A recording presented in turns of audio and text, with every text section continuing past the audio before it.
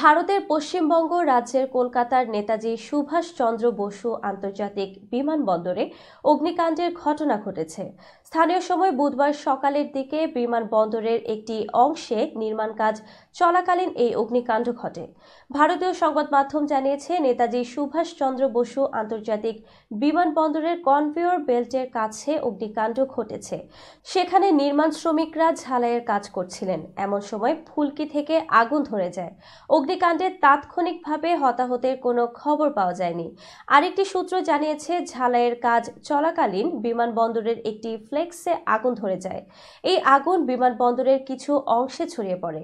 এ সময় টেলিফোনে দমকল বাহিনীকে আগুনের ঘটনা জানানো হয়। এই ঘটনায় বিমানবন্দরে ব্যাপক আতঙ্ক ছড়িয়ে পড়ে।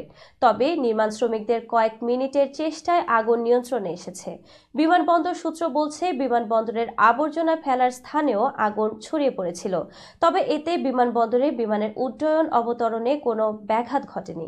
বুধবার থেকে কলকাতায় বিশ্ব বঙ্গ বাণিজ্য সম্মেলন শুরু হওয়ার কথা রয়েছে। এই সম্মেলনে বিশ্বের 40টি দেশের 200 জন প্রতিনিধি সহ 5,000-এর বেশি অতিথি অংশ নেবেন।